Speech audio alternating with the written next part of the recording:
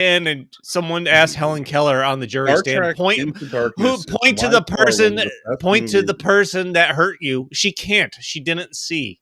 Oh my god. Oh god.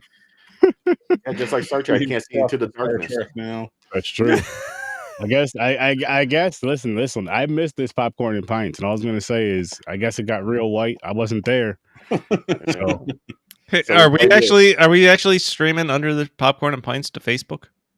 no, because there's some new shit with Facebook. It was saying some bullshit about it's not. I don't fucking know. But we're on Instagram, so All I'm Oh, gonna say is that for anybody that sees this, I will post the Patreon tomorrow because it's an appropriate Easter episode. It is the most I have laughed in months. I'm glad for that. That I'm glad for. me too. And I haven't seen the episode yet, so I can't wait to fucking see Sturdy it. wasn't there. It was just James, Mick, and myself, and Yeah. you will not be disappointed. If there's honestly, if you guys are entertained, Exactly. I'm happy. So it's the result of what happens when we go into something with literally no plan whatsoever. And having watched a movie that Sturdy chose for us. That I haven't seen, so I could elaborate on other theories again- that we could build around. Technically, yes, you could say Sturdy chose the movie, even though it was Henry's pick, but I did introduce him to the movie, so I guess technically it does fall back on me. But that movie was fucking hilarious, and if you don't know what we're talking about, Helen Keller versus the Night Wolves, which we reviewed on Sturdovision, which you guys should go check that episode out, but also check that movie out. It's over on YouTube for free, and it's freaking funny. It's Oh yeah, YouTube. That's right, Chris. Oh, yeah, that's where I can watch. I'm watching that It's shit over on tomorrow. YouTube. It is ridiculous. I will say this: if you are people who partake in marijuana legally, if you're 21 and older and it's legal in your state, or alcohol, same don't rule, need 21 it. and It's older hilarious. in your state. But it helps. It enhances. Because there was one person that didn't do either in that episode, and that one person gave it a lower rating than every single one of us did. And he also said that if I had those enhancements, I may have felt completely different about this, and he definitely would have. So that's why I say that, because it puts you just in, and it's one of those movies like once you start laughing, you're at least chuckling at something through this whole freaking movie. If you're not There's laughing, nothing you're not laughing at. It's No. ridiculous. Just pull up the poster, because just the poster got me. And then on top of that, we did this as a watch party. Oh my gosh. And you just have a bunch of immature freaking 30 some odd year olds and up. You're aired out. That's us old asses. Are you the only one that hasn't hit 40 yet? Me and Paul and Henry. You old bastard. You son of a bitch. You yunnin'. All right. Oh man. No, I'm not giving it to him. He's in the old end now. Okay. I'm in the old end now? Absorbing you in. Whoa. Wow. Not like that. Like shunting. No, nothing like that. Nothing like that. By the way, that's another Come to CFF 2024 Memorial Day weekend. Sturdy and I are going to be there. Shunting. Yes, we are. No, we're not going to be shunting. We're going to be there. We're going to be talking about shunting, but we're not going to be actually shunting. Play the shunting. No, we're not going to do anything about that. Don't listen to him. But look, this is the movie. I serve at the Cult of Daddy. Helen Keller versus Night Wolves. I can't believe this was even a thing, and now it's something I want to watch more than anything I've ever heard of. I'm going to leave that Dude, up. he even walks in that pose like that. Mm-hmm. Listen, I'll tell you what, though. This did not sell me on the movie. When you showed me this, I was like, it looks like... Yeah, I thought it was going to be trash. No. This is a well-crafted, done by professional comedian movie. If you're gonna make something this obscenely ridiculous, you got to commit. Yeah, and you got to do it well. Oh, they did everything. They committed well. Everybody did it well. It's so offensive to so many things. Oh yeah, you got to go over the top. It has to be Blazing Saddles, in my opinion. I would compare this not on the same like Blazing Saddles is. Yeah, I know what you mean. But as like if you were gonna put like this in a pool similarity in movies, I would put this closer to Blazing Saddles. Yeah. Yeah. It's Okay. over the top of Ridiculousness. Yeah. well, offensive jokes. But not just because it's offensive, but because everything is handled like also like Blazing Saddles, but most of that Mel Brooks type of movies, like History of the World Part 1, like everything is outrageous, you know? True. Mm-hmm. But it's done professionally, like this professional comedian really landing the jokes. Just like our Patreon episode that was incredibly professional and outrageous. Yeah, sure. Well, That you're gonna want to go see when I post And it's that. recorded. We have proof that we created it if anybody tries to steal our idea. the greatest. Now, before we dive into these Star Trek films, the last two of our Star Wars or Star Trek, we do have a fun. Is this the end? Oh, okay. Is next week the end? Okay. Next week, it's with the spoof. Wait, can we do this as a charity script read?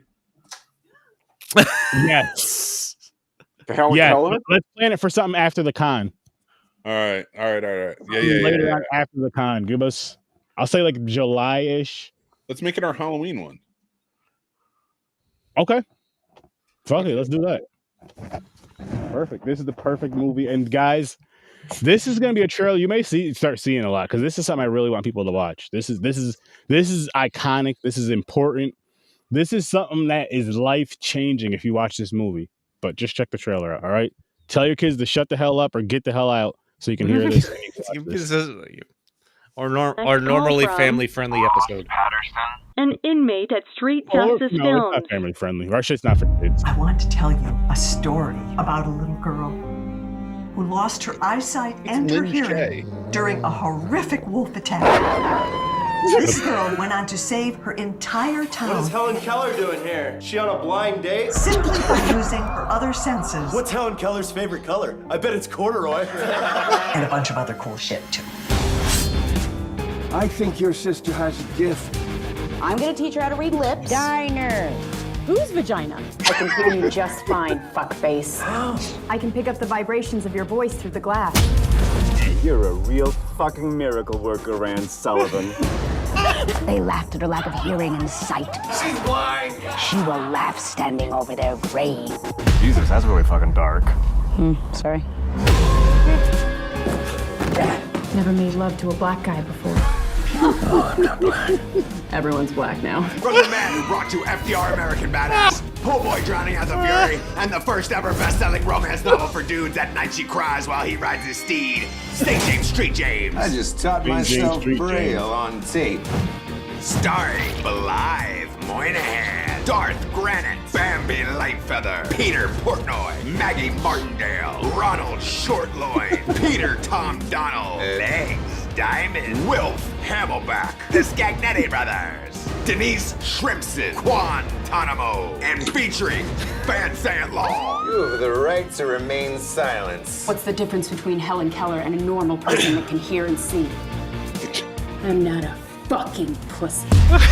Keller versus Night Wolves. Okay, who turned off the lantern in the outhouse and left the plunger in the toilet? We're even. God damn it, Helen! Ass buggering mothering cunt. Help us finish the movie by clicking the link below. So is the movie not finished? I want more. No, it's finished. That's just an old ass fucking thing.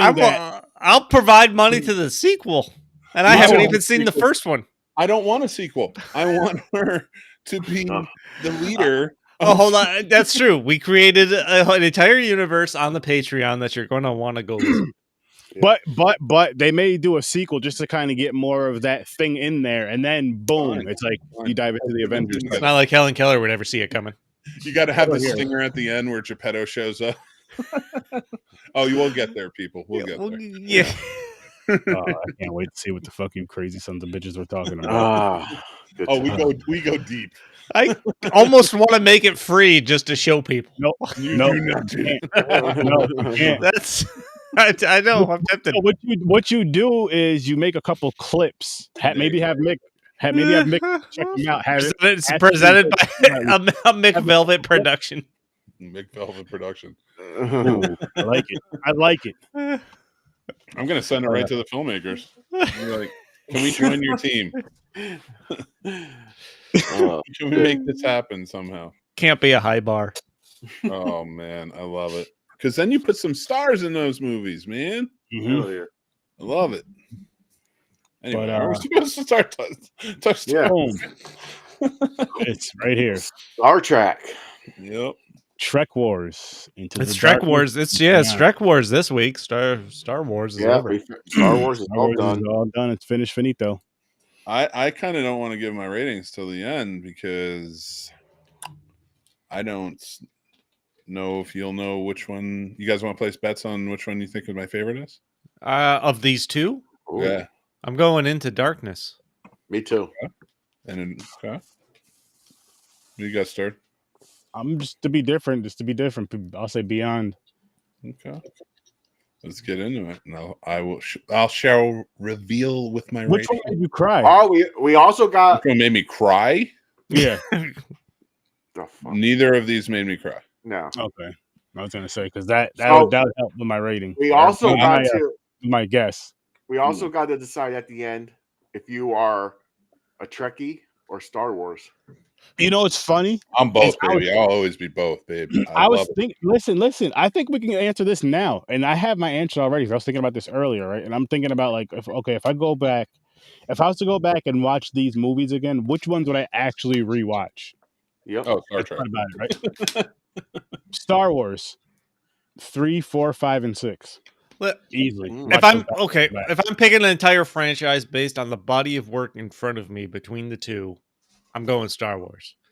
If there was a franchise based on the newest 3 Star Trek movies, then it's more of a discussion for me because I've enjoyed these Sure. movies with Chris Pine and the new crew more Okay. than May I present to you the current Trek? All right, hear me out. Everything they're putting out in Trek-wise, I think you're going to love. If you love these movies, Akiva Goldsman is running everything now, but there were some missteps in the beginning, but everything's evening out. And the shows, like I told you, Picard is probably the best season of Trek ever. Season 3, I mean. Mhm. Like, guys, if you like this Trek, just pick up on new Trek right now. Watch Discovery. Yeah, or I Strange plan New on it. Worlds. Yeah. it's a different time of writing, it's a different time of filmmaking, it's a different time of television. I'm sure that has a lot to do with it. Writing it in different ways. They are not relying on shit that's already been out there and trying to continue from that. That's what I think that's one of the reasons I got drawn into these new ones with Chris Pine. Like they were able to establish the characters from a new perspective for me that wasn't born out of a show that's been running for however many years. Yeah. And if you're looking for a show, I know it's not like these, but a show kind of that is very similar to Next Generation, the TV series, but up to date like these. Check and Seth MacFarlane, which works too. Yeah, that's supposed to be good. One of the best shows I've ever watched. I watched season 1 and it was great. Yeah. What did you say it was called, Nick? The Orville.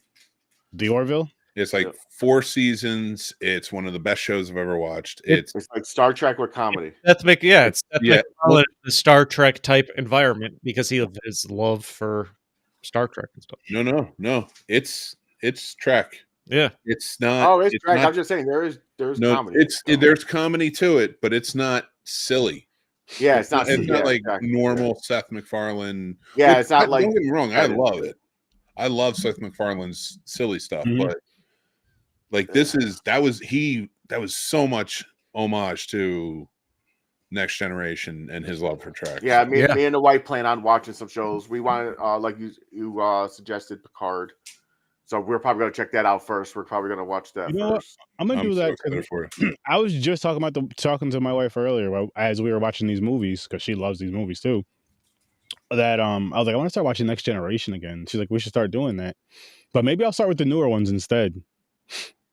You know what I would start with? If you really want to start from the beginning and expand out. Now, if you want to watch just Picard, you can.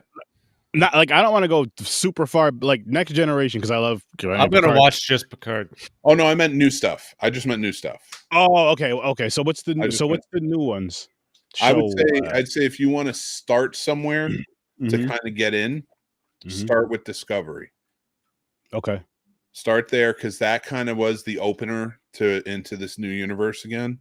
And Michael Burnham, Sonequa Martin Green plays Michael Burnham, who is Spock's half sister. Ooh. And there's a reason you've never heard of her before, and that's what I'm going to say. And it's a cool reason, but that's where Strange New Worlds comes into play. This other Pike takes over, and that's all about Pike before you got to what do you call it, Kirk? Interesting. All right. So I'm going to ask you to do me a huge favor then, Mythical Mick. And that is, can you please just send me a list of, just in order of, just with the newer shows in order of like what I should start with and all that, please, when you get a good chance, good sir. Well, I will answer you, Daddy. I'll answer you in one way. That's the last time I'm going to do it tonight. I will answer you only way I can in cheap self promotion for my podcast of Warp Factor Fiction. Yes, I'll absolutely give you the list that I'm using because on our show, my son and I are rewatching all of Star Trek in chronological order. Yes, they are. We're having a really good time. We did not put out we put out an episode a month or maybe 2 episodes a month sometimes. We missed last month because he is away right now. So you're going to get 2 episodes next month. So it's going to be nice. But now that's we'll give you a list. What do you have? Are you guys going to do another show once you guys are done with the whole Star Trek series? We've discussed it. Depending where he's at, because like we figure by the time we're done with this, he's going to probably be around 13, maybe 14. So, and if he still wants to continue and we're having fun, we watch so much other stuff. We might want to redo the Godzilla we talked about, or that'd be awesome. He actually talked about maybe, watching some of the sci-fi movies and just kind of doing those, or we're big Doctor Who fans. So yeah, I mean, we could kind of redo a lot of this stuff. Hope that happens. Yeah. I did tell him I'm not doing Star Wars. That's the one I was like, there's too much that I can't revisit. You know how I can get, do you know how that would change? Is if both your sons really wanted to do it. Oh no, he was fine with it. He was like, no, I get it. And he was like, no. But I'm saying if they were like, Dad, can we please all go through Star Wars, watch them and review them together? You're not going to say no. Look at him. He already knows. He's just some nice dad shit he could say to like turn them down, but he's like, fuck it. I can't say no to both of them just looking at me with them looking at me like I'm their hero, like I'm their Superman. Stop it. Can we talk Star Trek? It's only been almost 20 minutes. Yeah, so I guess it's my turn. So I'm a Trekkie. I lean more towards, like, don't get me wrong, I like both. I just enjoy the Star Trek side much more. I agree. Even the older stuff. But the newer stuff, like with Chris Pine, these are phenomenal. Good. They're fucking good. And for me, like I'm just going by the movies because we're doing this whole versus shit.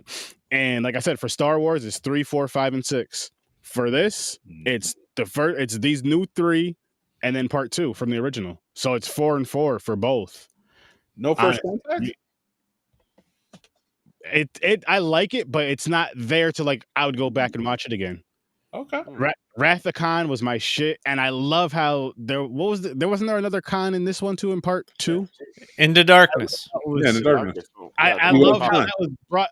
That's my favorite part of Into Darkness. It's a legitimate mirror of Wrath of Khan. Mm-hmm. Yeah. I loved that show. It fucking works, and it's great. And I love that it all sets off like so.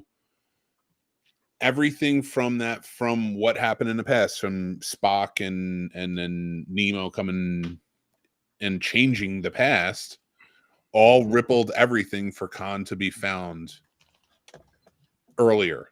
So like, and it just like this, I thought it was a really well told story, like, and just I just really well done. I liked how they did the switch too, instead of Spock in the chamber. Yeah, that's the thing. It's I mean, it was listen. No, the Spock one was not the better. same effect. It's not the same effect. No, with Spock in there, it meant way more. No, but it's not like they could do something like that again. And the way they handled it, I think, was brilliant, because you're paying homage to, your past. Yeah. But this is an alternate universe, which they already established in the previous one, by bringing back, the original Leonard Nimoy. And now you're replaying events in a different way while still maintaining a whole new universe. And to watch the parallels play out in like a natural way is what I think made this movie great. Yeah. So one thing that still bothers me: can they please stop blowing up the Enterprise in every fucking movie? God damn it! It's so cool looking. I'm like, why you keep blowing it up? Because you got to get to the A. You gotta get to the new one. You gotta get to the better one. They're contractually obligated to show it being built every scene or every movie. That's what it is. Oh man! And another little thing, I think we mentioned it in previous ones too. I am kind of getting sick of the little cut scenes where they switch scenes. It's so noticeable. It's like that. It's like you're watching a sitcom. It's like cut. You know how you cut right to the next scene? Like it's like really quick, but. See, that annoyed me more with Star Wars. It was like a fucking PowerPoint presentation. Yeah, every time that's what I mean. That feeling, yeah. They did that a lot in this one. I know what you're talking about, and I noticed it more in Star Wars than I did in Star Trek. The real star of the Star Trek movies is the lens flare. That's the real star of these movies. I will argue that in the third one because JJ wasn't there. Because JJ wasn't there. That's fair. But no, this storyline was awesome. Fucking the Khan shit was off how all his people were inside the torpedoes. And everything, it was just fucking, it was cool. And he was like, they're like, how the hell is he just took out a whole squad of Klingon by himself, basically. Khan was fucking people up. Well, that was a good representation of what Khan actually was supposed to be. Yeah. Like the perfect specimen of a human being. Like he can take everybody down. And that's why that you were supposed to be so afraid of genetically altered humans, and it was outlawed. You weren't supposed to do it, and it's covered. And that's the beautiful thing about the shows and how they talk about the eugenics wars. And it's only lightly talked about. It's not like they really get in depth, but you can look it up and research some stuff. But it's very cool how, like, even when you find people now, like they've touched down on it, like during the shows, like in DS9 and stuff like that. How it's handled is like very severe. And I think this movie was a great illustration during that, where he's kicking all the Klingons' asses everywhere. And you're just like, yeah, Ricardo Montalban in a chest plate was cool. And I love that movie, but this is what we needed from Khan. Like, yeah. You know, that one admiral said, he was like, imagine 72 of him. They were all awake. So he had that kind of point, like, to kill them all, but he's going in the wrong way. He was trying to start a war and shit, the Klingons. Yeah. He's trying to kill two birds with one stone. Yeah. But as top of enjoying Benedict Cumberbatch in most of the things I see him in. Yeah, he's a good actor. I like him. He does a great job in this. He does. There was a little bit of weirdness at first for me to get into him being Khan, of course, after having watched The Wrath of Khan and everything like that. Yeah. So it was a little bit of an adjustment. Yeah, that's fair. But I'm trying to remind myself this is a whole different story, alternate reality type thing. And it worked because he played it great. Kicking the Klingons' ass Chris Pine. Well, of course, he sets up this detonation to blow up a random Federation building just so the Federation will gather their captains and first officers so he can try to murder them all. Yeah, take them all out at once. Like, it's a well thought out storyline. And it's funny is how Kirk had the same thought process and he figured it out. Yeah, he figured. Yeah. There. Well, and honestly, that's something I love about this too, and what I really appreciate about JJ, and to kind of take it back to Force Awakens and what he did there. I think JJ Abrams cares a lot about both franchises, but he's a fucking Trekkie, and he respects this because showing that and showing and of course JJ overseeing all this and everything and I really think that was a great representation of what we were always supposed to know about Kirk. Kirk is always supposed to be a brilliant strategist. Like, look at it and figure something out. Like, does he supposed to be a man of action at the moment, or is he supposed to talk his way out? Is he supposed to, like, it's like that he always figures his way out. He's always sniffed something out, like he knows something's up. Even Spock is sometimes in awe of it, right? And that is why that scene was so integral. It's like, why is this, like, he has that itch, that intuition of, like, and that was a great representation of Kirk. Yeah, he's like, something's off. Yeah. Yeah. And they're doing a fourth one, and I can't wait. Nice. Well, they've been trying to do a fourth one for a while. No, they've announced it. It's being written. It's confirmed. How much of the original cast is coming back? I guess they want to finish it off with all of them. So listen, I'm watching this, and first off, I still struggle to believe how much Bones and the boys, Carl Urban, is the same person. I know, he looks totally different. I'm like, I can't, like, I'm watching him in this role, and listen, it's just fucking, he's fucking fantastic. I don't even. It's funny you fucking say that. Every time you mention it, I laugh and I'm chuckling to myself. Like, I don't even see him as. No, I can't. Nothing. It's so opposite. He was Dread. He was, like, how many things was he been where he's just his character? That's when he was in Thor. When he was that guy was in Thor, where he was just kind of like the, I don't know, that weird. I don't remember him in Thor. But no, but he's going to be Johnny Cage in the new Mortal Kombat sequel that's coming out. Freaking love it. I'm like, listen, that is the fucking. I don't know how much more of a hallmark you need as an actor, where you're that character in that situation, and you can. It doesn't necessarily define you, but you're watching the body of work, and you're like, he's fucking great in this role, and I can't. Yeah, it's so hard to think I can't believe that's the same guy, and he's great in both. Yeah. But I think my favorite character is Scotty. Scotty's awesome. In this trilogy. He's fucking cool as shit. Simon Pegg. Yeah. When he straight up quits on him, he's like, no, I'm not going to do it. Yeah. I love it. He's the man of honor. He is. Yeah. And just his alien sidekick. Yeah. That's I forgot his name. I don't even know his name. I can't think of his name at the moment. But he was an addition for these. Yeah, and it's like a minor sidekick character, but they built that into the story that he's with him or making jokes. He's always happy to see him and stuff like that. And that's fucking great. Yeah. But yes, that.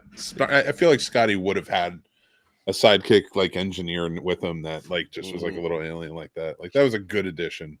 And what was funny about when he quit too is when Scotty turned in his tablet and the thing turned in its tablet and walked out too. That's his boy. He's like, no. He's like, I roll with him. Yeah, but I respect it. I respect it. That's why Star Trek is, and that's what I love about this too. That's another great representation. Like, so everything being changed and kind of being off, even like Spock shifted at that point. You know, when the whole transition. So he grew up more so on the human with human intuition than the logic. Yeah. In this in this franchise, this particular part of it. Mhm. And I feel like that was all because of disruption and everything, time disruption. So so to me, like him being up there and not questioning it and being pissed and being part of it, and like that was a part of the change. But like Kirk didn't change. He just didn't have his right hand man to say, that's not logical, Captain. We shouldn't be doing this. Yeah. Which was always what he needed, was Spock and Bones to keep his human side and to keep his, that logical side, to help him keep him straight, so I love the addition of Scotty being that barometer for him. Yeah. Just the chemistry in the cast is fantastic in these movies. But Mick, you bring up an interesting point, because I was going to ask this. There's a lot of development in Spock's personality in this movie, because he's having a hard time. Like, this movie starts out with them trying to save an ancient civilization from the volcano exploding. And Spock, without thinking, is willing to risk his life to stop the volcano from erupting and destroying the civilization. I can't even... What's Zoe Saldana's character's name in this movie? Because I don't even know. Or Gorgeous? Yeah. Oh. Just as well. And she's upset with Spock because she thinks he didn't give us two thoughts about sacrificing himself, because and that he doesn't care about her and stuff like that. And then he has this little monologue while the three of them with Chris Pine are going down to the planet there, talking about, he's like, the only time I've experienced that kind of feeling before is when he watched Vulcan die in the previous movie, and he made a mental choice not to experience that again. And then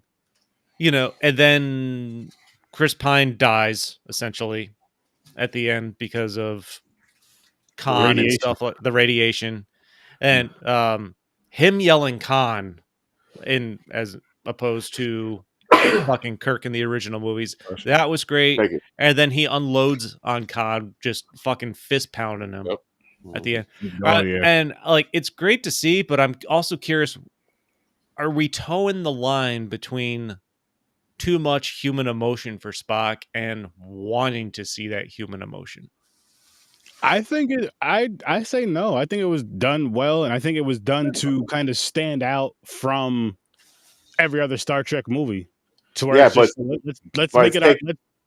Let's take away the essence of Spock, though. Yes and no, because who's to say he can't go back to that logical sense? He just had a human moment, because again, he's around humans. As far as I know, from what I've seen from the shows, just from what I can remember, I've never seen Spock just in a relationship, let alone showing a human side, really. So that alone kind of has to loosen him up somewhat. Getting some of that pink. The whole Spock thing was part of his character. It's kind of like Data thing. Data wanted to be human. So Spock's whole thing was the logic shit. But the thing is Spock is half human. He is half human. No, I know. I understand that, but... Yeah, but they take it to a new level in these movies. Him reaching that human side. He's about to nerd out. He is. He is. You can see he's holding it back. Yep. But they take Spock to a new level in these movies of him hitting that human side more than they did previously. The only thing I want to ask you, Mick, is before you nerd out, where is your other hand? Okay, go ahead. Holding a picture of Helen Keller. What do you think I'm doing with it? I'm definitely not touching myself to any of your wrong theories. We're all wrong. I didn't have a theory. I asked a question. That's true. You did. I don't remember what I said. I'm just being honest. I love it. Okay. So remember, this is a different alternate timeline. So this Spock was disrupted. Like his upbringing was disrupted. So he had more, he was more in tune with his human side. Than with, as opposed to Leonard Nimoy from the the Leonard Nimoy, the old, the correct timeline. They call it the Kelvin timeline because that's when they come in contact with the Kelvin and kind of screw that up. And the time travel in Wales. Yeah, in the whale timeline. The whale timeline. This is what I call it. The whale timeline here. What is that, part 3? In the whale timeline. Motherfucking Star Trek 4. 4? It was 4? It was 4. Yeah, that was Star Trek 4. Voyage home. So in the whale timeline, right? He had the upbringing. He was Jesus. We always have a hashtag on the show. So hashtag whale timeline. It's our thing. He had. He had the proper upbringing into Killer was in that timeline. The Vulcan ways, and he was much more logical. And through working with his friends like Captain Pike, under Captain Pike, and with Captain Kirk, and having those friendships, he embraced his human side more. So that's why it was slowly over that time you saw it like come out. Here, because it was so disrupted, he always had that sort of like touch. There was always hostilities and things that were always racing through him. And he was also dating, he was dating Uhura and all this other stuff. It threw him off. So yeah, he's like rampage ready to go. And when a Vulcan lose, they don't not have feelings. They have feelings. So there's all emotions in there. They just have learned how to suppress them. Mm-hmm. This Spock never learned how to fully suppress all of them. So, and when a Vulcan cannot suppress his feelings, he feels his feelings. And you saw that in this movie. Yeah, 100%. Like I liked it. I think Zachary Quinto did an awesome job as Spock. Yeah. Like you have that kind of legacy that's been laid down from Leonard Nimoy, and for him to come in and play it the way he did, I think was fantastic. It was set up great. It was written well, and it was acted well. Yeah, I have zero complaints about the cast for this movie. For these movies, I should say. Yeah, exactly. With Spock here, I think. What's the biggest character you're taking a chance on in these movies compared to the originals? Is it Kirk or Spock? It's probably Spock, right? Would it be about even though? What do you mean taking a chance on? If you're going to deviate to an alternate timeline with an entirely new actor, kind of new stories. Well, they did it perfectly because what they did was they only alternated Spock. Well, that's not true. They alternated Kirk quite a bit too. He lost his father. He did different upbringing. Yeah. Yeah. So there's a different upbringing. He was more like abrasive and stuff when he came in. So there's a lot different there too. He was a lot more hostile. So Spock's probably the most notable then, because you see more of Spock's upbringing in the original, or just the history of Vulcan. Well, and the nice part about it was you were grounded by the fact that Spock, our Leonard Nimoy, was in this universe. Yeah. So you were like, okay, we have the comfort of Spock still, knowing Spock still is out there, even if these movies continue on. Yep. You know, so like they did a really good job by bringing him in. That was an important factor in this. They did, yeah, because that explains the alternate reality, and the way they brought him in, just the fucking.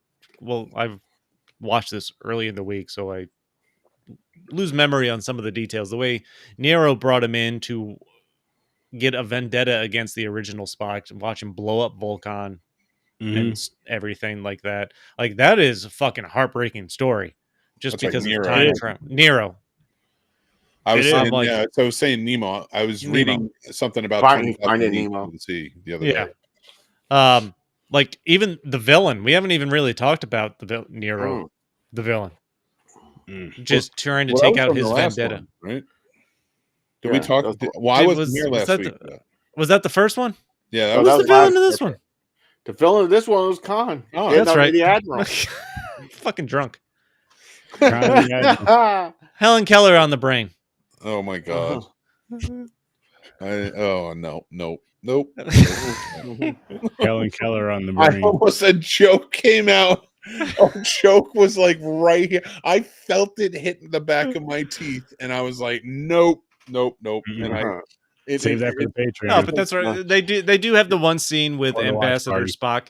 So Spock has that's right, because he asks him how he deals with Khan. He asked him the history of Khan. How did you beat him? The most ruthless villain the original cast had ever gone up against. No. Yep. Smarter, stronger. I liked, but he was there. It was a great job the way they were able to bring him in and not have it overshadow any of the new cast or story. Yeah. So that you I can agree keep with that. that connection. Keep in mind too, Spock did have to Hulk out. He did have to let his emotions rage to be able to match Khan's strength. Yeah, exactly. That is So true. it looked like he was killing them, but no, that And was he a regular still fight now. He still didn't match his strength. Remember, he had No, to he use did. that thing to hit him, knock him around. Yeah. So like there was like method to the madness too. I don't want anybody to think like no. And he the thing just is, Khan was is like Wolverine. He heals fast too, doesn't he? His cells heal fast. they Yeah. regenerate. Yeah, that's why they froze him. Cut this bullshit out. You're frozen now. Yeah. That one, I mean, I don't know what you do there. That's a big problem. You just had a huge freaking problem with one of them. One. So One. part of me feels like 72 would be you terrible. start thinking like he does have a point. Should you kill them all? But then the humanity part, you're like, you can't just kill innocent people like that. No. Right? You know, you could sure as shit just be like, hey, Klingons, you take care of these. Yeah, can you take care of this for me? I'll pay you. What? Yeah. Put a hit on them. I mean, I'm sure there's plenty of governments in this whole world that somehow have made that deal before. I mean, yeah, pretty much. Yo, listen. Listen, Klingons, listen. These guys are the ones that this one dude, he just took all your guys out. Remember that what happened a few days These ago? are his people. There's 72 of these motherfuckers. 73 actually, including him. Yeah, There's 73 of these motherfuckers. 73. They're frozen. Do what the fuck you want with them. I say you should destroy them, but it's up to you. No, that is ruthless though. He was going. The admiral was going to kill Khan by shooting his own people at him. But there's no way I believe. There's no way I believe that there was like one bad admiral in Starfleet. No. There's no way that thing was built. I'll be right back. Because of one dude, right? So there has to be other guys or women or whoever, admirals in charge, who can take those and make that choice. Like, let's launch them into the sun. Yeah. Yeah, there you go. Why did he launch him in the sun? James, we're on a different plane right now. I'm like, who's diabolical enough to make this happen? And you're just like, I'll do it. I'll do it. There you go. James would be like, and I want to do them all at the same time. I'll do one at a time so I can watch. Yes, RoboCop. And I was looking at him in the movie. I was like, he's from RoboCop. I didn't realize it was RoboCop. I'd seen the freckles. Oh my God. Have you ever seen that video of who the fuck is Randy? And I don't know about his cookies. It was like on a documentary about RoboCop. I kind of want to find it and show it to you guys. It's talking about Randy's cookies. What? By the way, Smash DTM. Listen, my friend, Master Shake, Daddy Time, Master Shake. Fuck.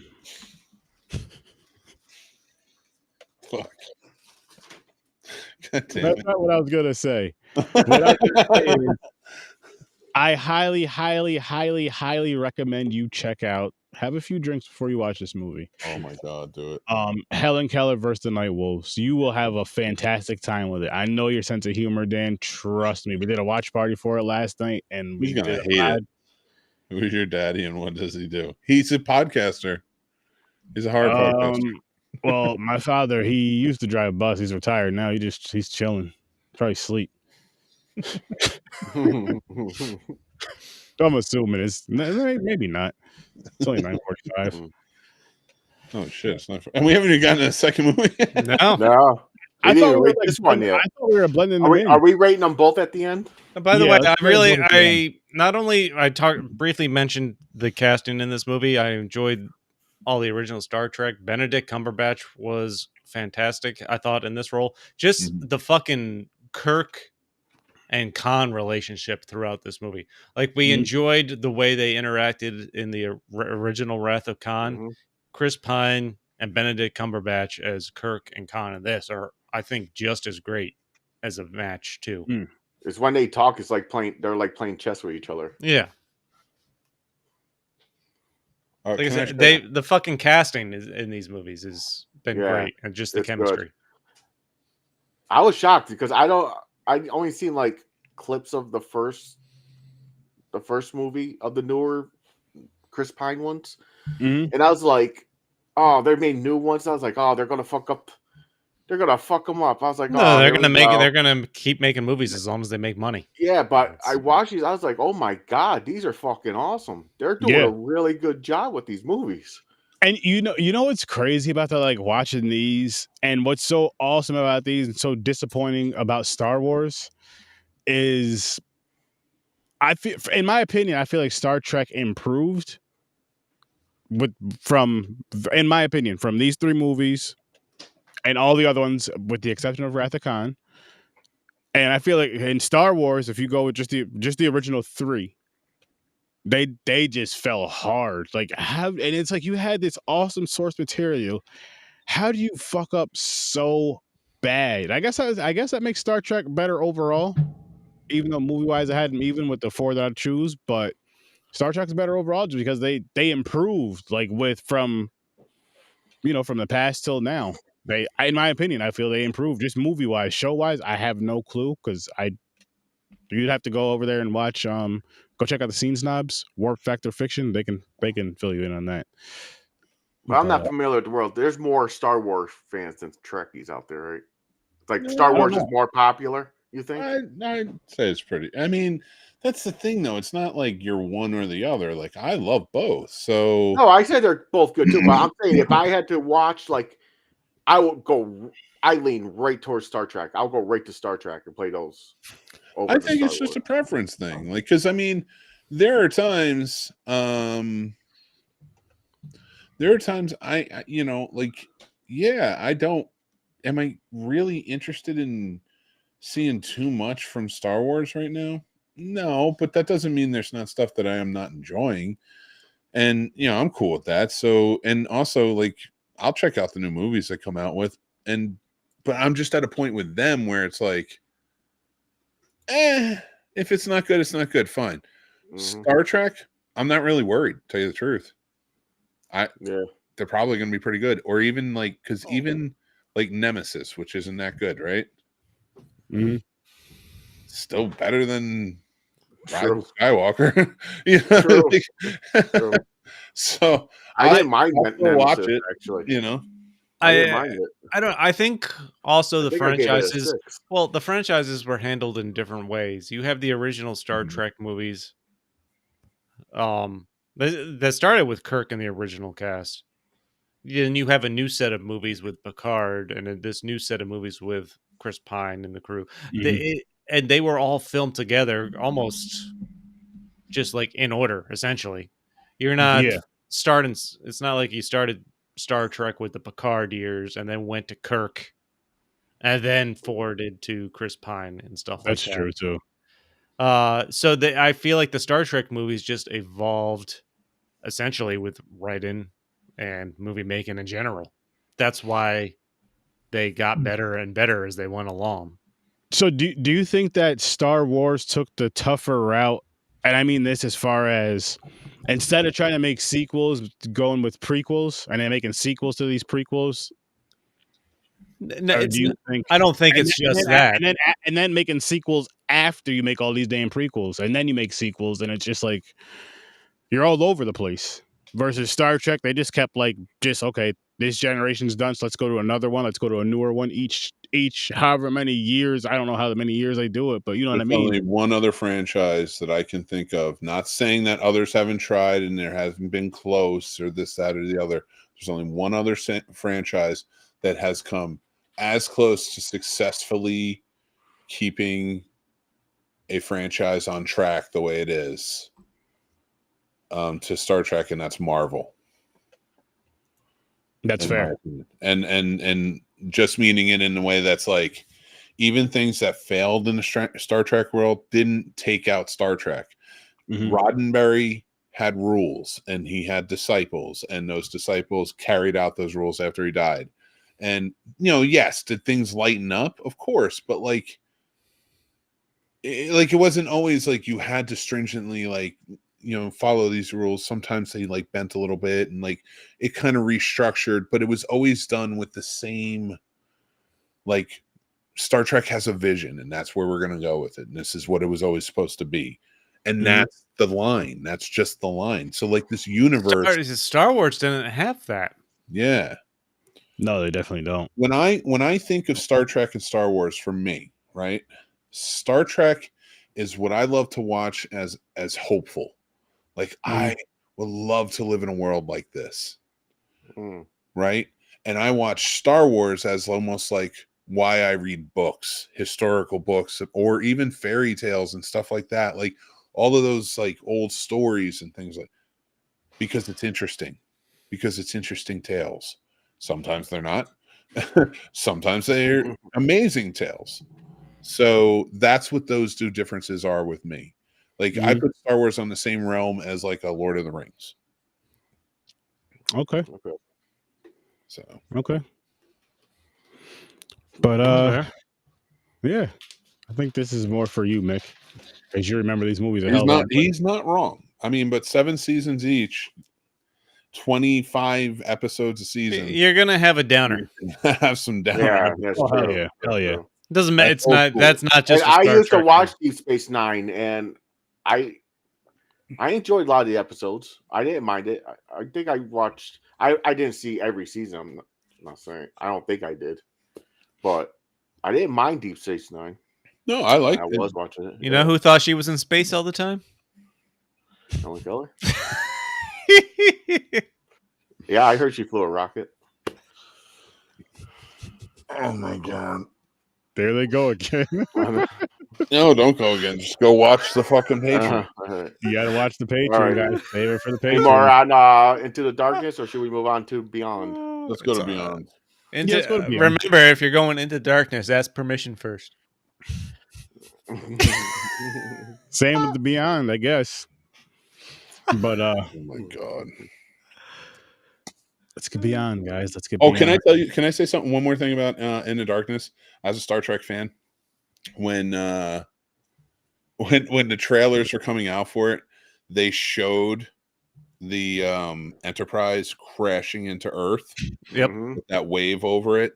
And I was like, are you kidding me? I was like, I knew they were going to have to bring the A in at some point, but like, you're going to crash it already? Jesus, come on. And then when I realized it was the other ship, I was like, super happy.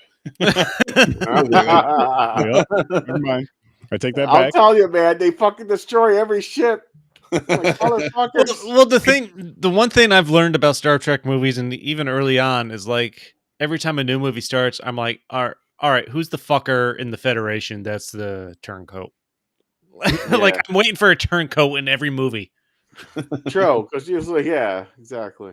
It's always as much as you see that in movies, especially like movies back in the day, that still doesn't bother me. It all depends on how they reveal, how the reveal is, and like how it goes after that. But if that reveals like that reveal to where it's like one of those characters you almost forget, like it's an important character, but you almost forget they're in the movie, and you're just like, oh shit. I am doing a disservice to this though, because there are things I don't like about this movie, and I'm starting to get a little more clear-headed because goddamn Helen Keller jokes fucking thrown me. I start laughing and my brain is just like I'm all fuzzy. So no, listen, this movie, I do have problems within the darkness too. One, the way Pike goes out. I understand it's the catalyst for everything. It's just, and I understand it's the mirror universe. Like, of course, now Kirk is the one seeking revenge for a loved one's death, while Khan is the one, it's trying to save his family and blah blah blah. I get it, but Pike is a pretty deep character. He could have went out better, is what you're saying. Basically, I just felt like he deserved better. But you know what? I feel like that might have been heard. I've heard that as like a pretty popular, feeling amongst fans. And Anson Mount as Pike, pretty goddamn awesome. So I'm gonna shut up. I did enjoy Pike as Chris Pine's like mentor. Yes. Yeah. then you are going to love Anson Mount as Pike on Strange New Worlds. Oh shit! And there's no way you're not gonna, because he is in Discovery season 2. So there you go again. So you get it's really well done. That's why I love Star Trek and what they've built. Oh, really quick, by the way, that Admiral's fucking ship, that thing was a fucking monster. I love that call shit. it? Dreadnought? What they call it? Dreadnought or something? Yeah, that shit was badass. That shit was holy awesome. fuck! It made the Enterprise look like a fucking. Hold on, yeah. The way they even blew up that ship to get to Khan, they pulled out his people and sent the and let him teleport the armed torpedoes in there because of Spock's plan. Like that was fucking. I loved that plan. That was great. Yeah. And then they blew up after Khan teleported them to the ship. That was fantastic. I really enjoyed how they brought that down. Still scary as shit that all of them are out of their captivity. They are all there. Yeah, they're still there. Even Khan's back in just a frozen state. He still exists. I know. That's what I'm saying. Which is another thing I didn't love about that ending. Which I'm not saying like we should have killed Knight, and I'm not saying that. I'm just saying it's a fine line, and I hate little tie-ups like that. Like that's why I feel like in the original movie it was all sealed up really well. Yes, right? Like Khan was gone. You know, like he died on his own. His people died. You know, like it just like that's why this was just. They tried to tie Space Seed and everything together, so that was another thing that bugs me about this. Like again, the characters, everybody else, they were all fantastic. Also, this thing catching up with them in warp. Oh yeah, because the ship is so advanced. It's all right. They're having a fucking they're having a laser battle, shooting torpedoes in warp drive. It's a little like, come on. I mean, it's a little silly, but it honestly that didn't even bother me too much. As a Star Trek fan, it bothered me. I get it. As a deep fan of it. Do you understand? It caught up to the Enterprise the way Helen Keller flying a plane. No, don't you goddamn do that. God damn it. So it's crazy how, because warp drive, they're going so fast, right? Just like and Helen how Keller. They get knocked out of warp drive, you think the ship will crumble. It'll just like rip the ship apart. You can't just get knocked out of warp drive and just like start floating like it's nothing. Just like Helen Keller with her plate. She stares at too much, it cracks in half. You broke the plate. It's a fucking theory. That's the only thing I'm saying. I didn't say it was real. I said it was a theory. Anything can be a hypothesis. Any of the pencils can stick in the ceiling. That's the terrible analogy. Let's move on to Beyond. Beyond. I distracted Mick enough to move on. So Beyond was the goal. Beyond is kind of like a mixture of another old episode, wasn't it? No, it's just an away missing. It kind of. I'm talking of. about with the villain. He's from the past, kind of, but he lived all like 300 years by sucking energy, like the life force out of fucking people. He's like from the past, though. I'm saying he's come from the past. It's kind of like, what's his face? Yeah, Nemo and shit. Yeah, he was part of the Nero. So Nero, that's it. You got Nemo in my stuck in my head now, motherfucker.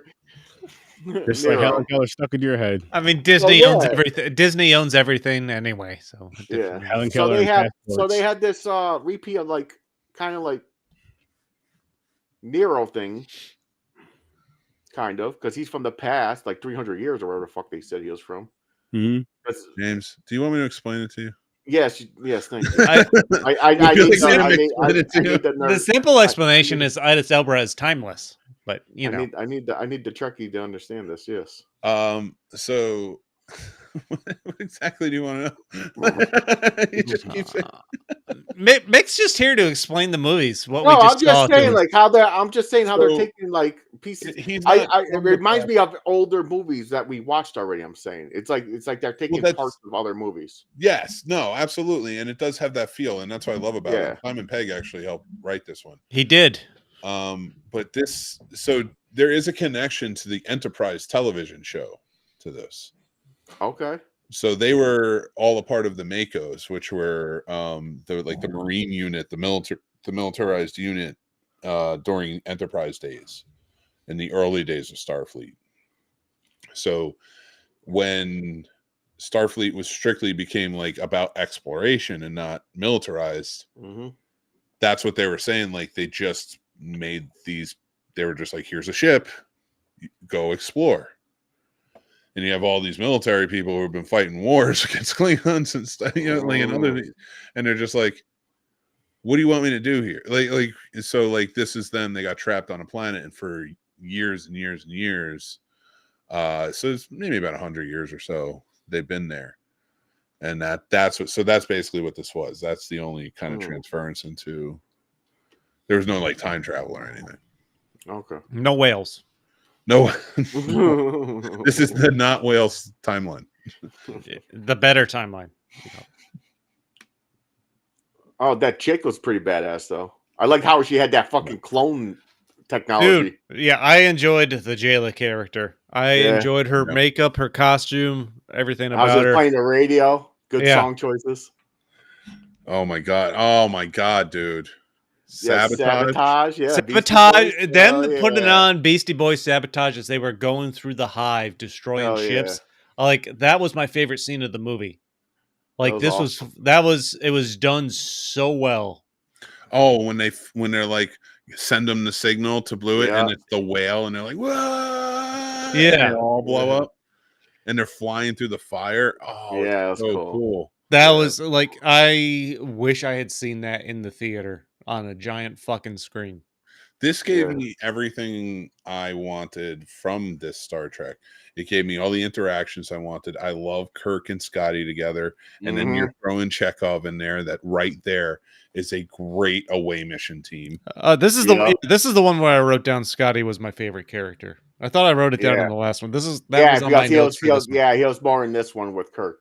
Sorry. Because I forgot about it because he quits in the second one and then he shows up on the Dreadnought to save the Enterprise. Yeah. Yep. And then, right at the last minute. One. He gets with Jayla. After the Enterprise gets destroyed and they come down to the planet, he's the one that finds. So they're Jayla. like a team. It's him, Kirk, and Spock. By the way, I really enjoyed how this movie started with Spock trying to present the artifact to these giant monsters, which they portray as giant monsters in the beginning. Kirk. Kirk. And then they come rolling down the hill and they're just these tiny but they're still fucking gargoyles jumping on them. Another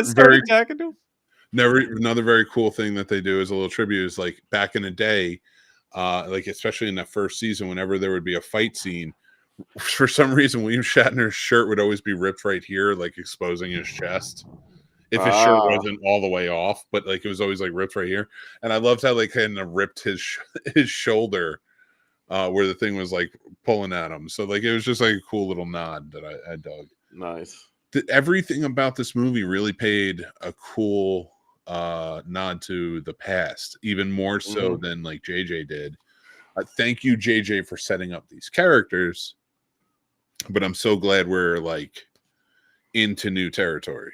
That's another thing these movies do that Star Wars I don't think did great is they paid that tribute to the past, but not blatantly, not overdoing it. They worked it into their story, not just like in the newest Star Wars movies. You knew, they're gonna bring back Han Solo, Leia, stuff like that. But we talked about it in the last episode. It's not like they put any of them together in a fucking scene together. This one, they worked in little things here and there that helped progress the story, or it didn't distract you. You have to kind of be paying attention so that you know it's deeply connected, but it's its own thing. Yeah. And this is the one where Spock dies. Leonard Nimoy, right? Yeah, it did. Unfortunately, Leonard Nimoy passed before making this. But I loved how they fucking did it though. Like if you're Spock and they established, well, first off, they appropriately established a connection between him having to talk to his future self, which would have normally been not allowed or anything like that, but they allowed it because Vulcan was destroyed. For him to have to process, I'm not gonna like. At first, I thought, oh, they're telling him his father died. No, it was himself from the future. Now he knows how he fucking dies. Yeah.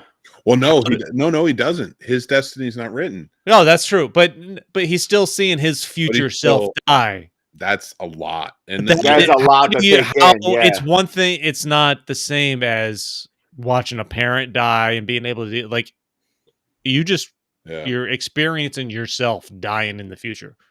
My uncle said that when my grandfather died, and they have the same name. He's a junior. So when he saw the tombstone, it like fucked him up to see his own name on the tombstone. That's why if I was ever planning to have kids, I would not make them a junior. I'm a junior. That's why I hate my name, because I said the same thing to him. I was like, why the fuck do you do that? Oh yeah, like no, it's just. But like, yeah, you're right. There's so many on so many levels, but it's a beautiful tribute. It really is. It was done really well. The way, and I loved like Spock's internal conflict in this one was great. Because they want to make Kirk vice admiral, and he recommends Spock to be leader of the Enterprise. But you find out when Spock is talking to Bones that he was going to leave Starfleet to basically try to help repopulate Vulcans and stuff like that. He couldn't tell Kirk. And then he comes across the picture that Ambassador Spock, his future self, left of him with the original crew and stuff like that. And stays. They just feel like they played it perfectly. They didn't overdo it. They didn't undersell it. Like it was a good, like median run to keep the story moving and not make it that like a cheap ploy or anything like that. They did. They paid another really nice homage to Anton Yelchin because he died right before the movie came out. I was wondering when because he got backed over in like his own driveway, right? It's so devastating too because he was such an amazing. That's Chekhov, right? I fucking man, he was great in that role. But just not like everything I've ever seen him in, he was so good in it. Yeah, it sucks. He was a great Chekhov. He was fantastic. Oh, just terrific. But are they going to recast him, or are they going to have him die off in the new? I don't think you can recast him. I think you have to use a whole new character for that role. Because Chekhov. You think so? Okay. I mean, it's a different timeline. It is a timeline. You could kill him off. So yeah. Or reassign him and just not have him there. I mean, it'd feel like a hole was there. Yeah. So it's not an easy thing to write because you don't know. Like I can't answer that right now. I don't know.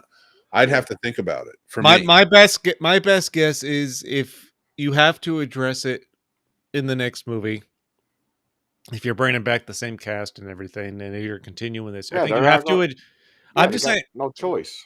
Yeah, no, you have to address it, and I think you have to give him some kind of heroic send off. Now, I'll mention that if he's not there, he died doing saving something. I don't think you can just write him off as he got reassigned. Yeah. You'd have to give him something because he was such an integral part, and he did. Like that's the beautiful part about this cast. They did such a great job, and you could tell they got along so well too. Mm-hmm. That, like, I love them just as much. Yeah, this was one of the best casts I think I've seen in a series of movies. Mm-hmm. No, the only top we didn't. My opinion is Next Gen. Yeah, and we didn't even talk about him having to fill in for Scotty in the last movie after Scotty quits and he's running around trying. He's just running around. He was doing great, which is true. He was an engineer. Yeah. He would have had to throw on the red shirt back in the day if he had to be pulled in on something. But he didn't know it was sabotage, so he was like, I don't know what's going on. He was perfect for it. He was fantastic. He was really good. Like, what the fuck? He's like, on my first day, shit's going down, shit's breaking. This one, and I love all the pairings in it because everybody was paired together. Like I loved Ahura and Sulu.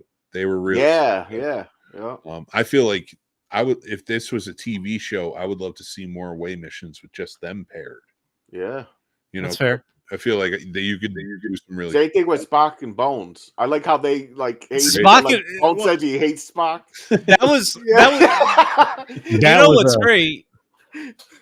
What's great because they spend a lot of time establishing Kirk and Spock in the first movie, and in the second movie, you don't get that Bones and Spock connection until this movie like that. Yeah. I loved it. But at the same time, he's already established his bond with Kirk, and this really cements them as like the three. I'm going to say threesome, and I know I'm saying it. That's driving this crew. Like all three of them, like it's not like it was uncomfortable or out of the ordinary, but they were really able to really develop that relationship in like a natural way. Mm-hmm. And again, that's a testament to Carl Urban and fucking Zachary Quinto playing those characters. Yeah, and the USS Franklin is also the NX 326. Leonard Nimoy's birthday is 326. Oh, nice. So, wow. Take care of the man. So he was such a, like, in my opinion, I said, if Star Wars, if R2-D2 is the hero, face of the hero, or the face of Star Wars, like the one then Spock is the one you think about for Star Trek. That's the first one that pops up for Star Trek is Spock. Yeah. Then it's Kirk. So Mick, after this Enterprise, what's after this? The next one. What's the next one after this one? I'm talking about the ship itself. So it's just the Enterprise B. So it's B, C, D. Okay, so the next movie, this one gets blown up. All right, thank you. I already know the future. Or show. He's all right. Thank you. I already know the future. Well, we'll see. We'll see what happens in the next one. Why can't they just have one where they go, "Oh, the ship did its well job. We're just gonna retire. We're gonna retire it. Here's a new one." Nah, it got to blow up somehow. Jesus. But it did blow up a cool way in this movie, though. That beehive shit where it was just fucking going through them like that was dope. Oh my god, that scenes were awesome, just ripping through the ship. And that's what my thing was. I always said that when my biggest argument about even like Next Gen, I was like, why does everybody love old shit? I was like, why is everybody's flavor like Shakespeare and shit? Not saying that you can't love it. And like Casey and I would always get into it because Casey loves Shakespeare. He really does. And he's like, what are you saying? I'm like, yes, but you're not everyone's into it. Not like you don't walk around and everyone's only playing like Beethoven's Fifth, you know, like or Chopin or whatever, you know, who I don't know. Like, where is somebody listening to Elvis? Where is somebody listening to, even if it's somebody who's popular in that year that the show is being made? You know, like, why isn't Duran Duran, like if you're making 1987, why isn't Duran Duran being mentioned? Like, oh yeah, I was, you know, I'm just listening to Duran Duran, you know, blah blah blah. Okay, I think you just touched on a point that makes Star Trek the better continuous series than Star Wars.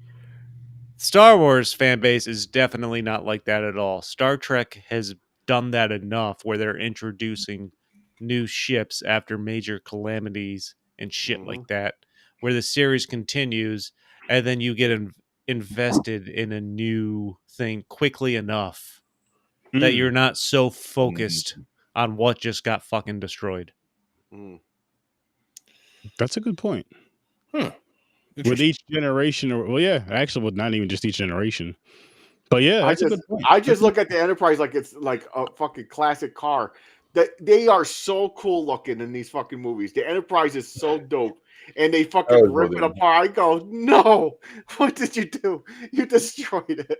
Okay, but then the next movie, you're like, oh, this Enterprise is awesome looking. Then they blow it up again. I'm like, fucking goddamn it. I understand that now. I understand you, James. Trust me, I understand. The Enterprise is. If Legos has the Enterprise, I want the Enterprise now for there's got to be an Enterprise. Oh, I'm sure there is. I want it now. No, I don't think Star Trek has any Legos. Oh, that's fair. Yeah. God. No, Mego, you're right. Mego owns the toy rights to. Bitch. I think it is. But you're right. They're not keeping a version of the Enterprise around. It's it's a secondary character. As awesome as it is, You don't get too attached to it. You're trying to connect with the crew and the actual stories. And I just love how they had the Enterprise like it's a fucking battleship.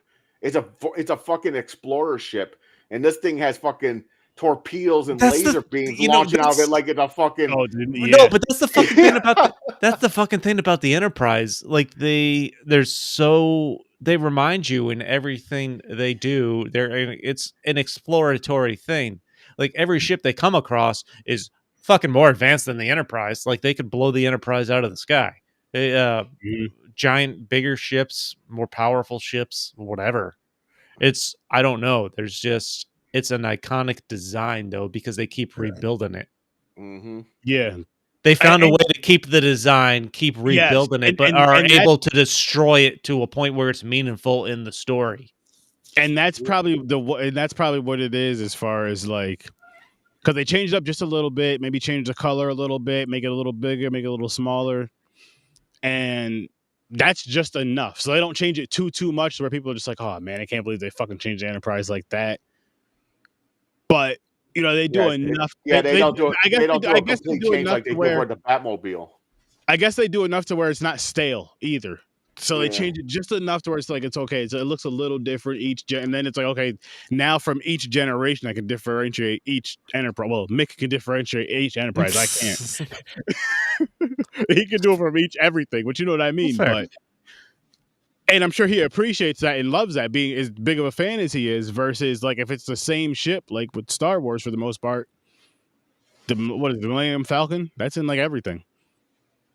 The concept art for this, like I'm just thinking about it. I'm watching this like Star Trek, and I'm thinking the old episodes, like the first Star Trek with Shatner. Mm-hmm. I'm like the concept art of creating the Enterprise. They started off like the flying saucer, but they're like, no, that's not good enough. So they added the bottom. They put the fucking how they drew it out to make it cool, but they kept the flying saucer part, kind of so it's like a spaceship type thing. Yeah, I like it. I thought it's a good design. I think it's awesome looking. It fucking is. It's a part. It's also part of like the shielding too. Yeah, like how from the saucers creates the shield and it protects the nacelles. I think. Yeah, because it's wide enough to do and protect both of them. So that makes sense. And the cells are what charge up and go. So, and by the way, I feel so sorry every fucking movie. Uh-oh. Whoever's on the bottom of the ship is like the fucking the quarters where people sleep and the regular civilians. They all fucking die in every movie, man. All those civilians just die in every movie. There's a hole get blown in the ship and 18,000 people get sucked out. Okay, that's fair. When the hole is blown in the ship, Jesus Christ. I think I see a couple that's not necessarily fly out. I'm like, Jesus not Christ. Not all of those people. So there is a technology that blocks that. There's shield. Yeah, it makes an automatic like shield to block the hole. Yeah, it just so you unfortunate. I don't mean to laugh, but you fuckers have just got me going tonight. It's the way condoms work. It's like futuristic condom. I should have signed it at 9. It just talked about Star Trek. Condoms in the future work. And you started with this last night. I wasn't even there for tonight, but you started with this shit last night. Listen. Whenever I want a live reaction from Sturdy when he goes back to watch the Patreon, you should make him record. I want to record him watching it. I could do that. Oh God. Oh Jesus. I can't. Shit, I'll do that and put that as a fucking Patreon popcorn device too. There you go. Now you got my reaction. Double header. Oh, so funny. Oh, but no, I really enjoyed these fucking movies though. Yeah, me too. I'm so happy I watched them. I went through them all. And I guess thinking about it and discussing it more, Star Trek is better overall because it improved as it went on. In Star Wars, like I said, I lean towards. I lean towards Star Trek. Again, if you go with just starting from the originals, Star Wars definitely declined. If you go from the originals, they definitely did not improve. But that's I get. The thing here is with Star Wars, I guess like the fight scenes, you could say actually not really. Like I like the fucking shootouts in Star Trek, but the fight scenes with the Jedi's with the sword, the the sabers lightsaber is my favorite shit. The lightsabers yeah, are awesome. it's pretty cool, but you got to compare like Star Wars. Most of the movies, majority of the movies are like the main scene is like a chase scene. They always have some type of a fucking chase scene. And it's a lot of politics shoved down your throat too. Yeah, just in other ways. But it's still good. I still enjoy the movies though, but it is a decline. Like you said, the fucking Last Jedi and shit. Like it was just, I'm like, it was just okay, but I can see what you mean. How you're like, what the fuck are they doing? And but Star Trek, I'm just enjoying it. It's like it's getting better and better. Like that's the thing. That's the thing with the Star Trek. Well, again, part of it, I think, is the Star Trek movies were done in actual order. Like they were made in order. Yeah. So they legitimately got better with each version of the movies or show or whatever. So I'm excited for the fourth one. So my wife is out of town this weekend. I usually watch them with her because she likes Star Trek. So I messaged. I was like, "You're missing the 2 episodes of Star Trek. I gotta watch today." So when she gets home, I'm going to rewatch them. I'm glad. Yeah, I'm glad you're going to watch them again. That's dope. You're going to watch that Helen Keller movie with her, right? No, my wife will fucking go, "Why are you watching this? Are you fucking, there's something wrong with you?" Yes. Then my answer to that every time I go, "You married me." So who's the one that has the problem? Say that all you want. Who's the one who's really with all of us? Yeah, who's the one who has really the problem? See, for me, my wife would just get up and just, you know what? I'm gonna go downstairs and play my PlayStation. I'm gonna go do something else. No, my wife, because I watch it in the front room on the couch, and she's in a recliner crocheting. I want to go fucking start that movie right now. I'll just get up. You should. Dude, if you're not tired and you want to stay up, watch it. I'm telling you, man. Dude, it's hilarious. It's definitely something you want to watch all the way through. And oh man, I gotta get. You won't fall asleep during it either. I gotta get Chris on. No way. I got to get Chris on Sterdo Vision for one of these type of movies. For one of these type of you're too fucking old for that. You could make it. I said the same thing. I forced myself. If you do what I did, you did a watch party at 10 and kept yourself up. God damn, Sturdy. Split the difference. Put it at 11 p.m. Yeah, change the time for Chris. He's an old man. I can't, man. He refuses to do it. And then, dude, you know what drives me nuts? I fucking love you, Sturdy.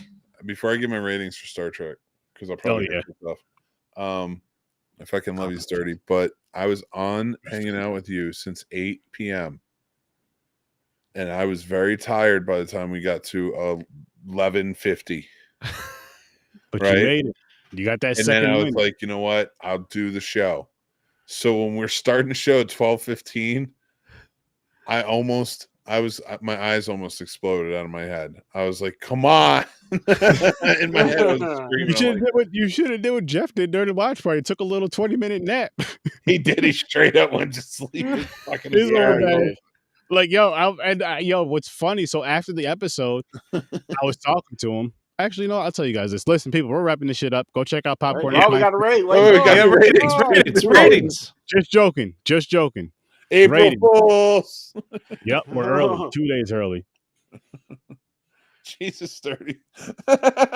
He's ready to move on. I am. Okay. Oh, is it me? Sorry, Daddy.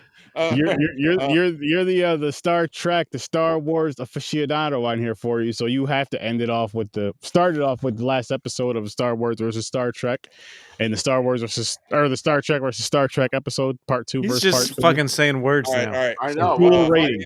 Last week's Rise of Skywalker is a fucking 2. What was the other one? It was Star Trek, which I give a 9. I give Into Darkness a 7. I give Star Trek Beyond a 10. Wow. Ooh, nice. That's my favorite in the series. Ooh. Nice. I'm going 8 Into Darkness, 7 Beyond. How dare you? Did you not see it, Helen? I'm going 8 Into Darkness and a 9 in Beyond.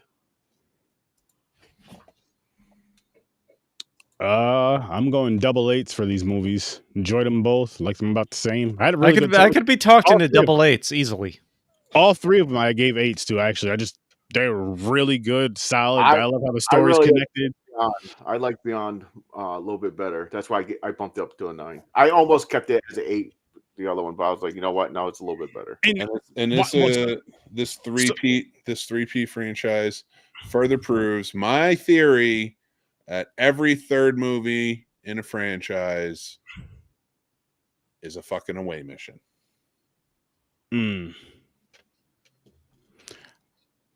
I wanted to say this too about this franchise right here. I'm watching it because I watched these two movies back to back, and I'm just like, I would love to see this as a series with this same fucking cast. Like it's that fucking good to where I wouldn't mind seeing. I don't know how many episodes are in a season and all that shit, but you know what I mean. Oh, old school? You're talking about like 25, like. Well, even with the newer series, what is it, like 10, 12 episodes? You're not going to get a TV series with this cast. I know you're not going to, but I'm just saying really it would be a dope series with this cast. That's how good these movies were. That would be cool to see them in a series. I know it's not going to happen, but I think you get that with all these Star Trek movies, though. You get that feel with all these Star Trek movies, which is awesome. Star Wars, step your game up. You guys are. I'm disappointed. I'm very disappointed. And I blame my wife's being a jerk. Wow. I heard her gasp. She did not see that coming, just like Helen Keller. With anything. Or hear it. Well, she heard it. Helen Keller didn't hear it, though. No, she did not. Oh, Helen Keller can't hear or see. Jesus Christ. James was just stating the fact. How did I get roped into this? Oh, because of yesterday. Never mind. You started it. This all comes from you. Oh, yeah. That's fine. That's fine. God. Sturdy, if you're only going to do watch parties on Restream, I feel like you should record them and put them up on Patreon. We'll talk. I don't know though. You got to make sure everybody's cool with that. I could solve the issue about the Certivision for Chris. I think they would. You could do a pre-record for Chris, and then you can post that at midnight. That's fair. Oh no, the movie we played at what, like 10? Yeah, we could even start that earlier. Are we still live? Jesus Christ. Yeah. This is why I'm trying to get like we're off. You guys don't listen. Go check out Popcorn and Pints, people. You're here now. Just listen. Check us out on YouTube because, yes, show us love on YouTube. Check out the Scene Snobs everywhere. Check out Horror History everywhere. Patreon. Yes, the Patreon. Go over there. What the fuck is that? Patreon. Popcorn and Pints Patreon. I just heard somebody say something. Horror Research 30. The Z Network. You're really gonna want to hear the last Patreon we just recorded. I say you're really gonna want to hear it, I guess. I didn't hear it yet, guys, but I'm gonna check it out. And with that said, thanks for popping by. And peace out. Later. Live long and prosper. All right. Yeah, word. Before we go.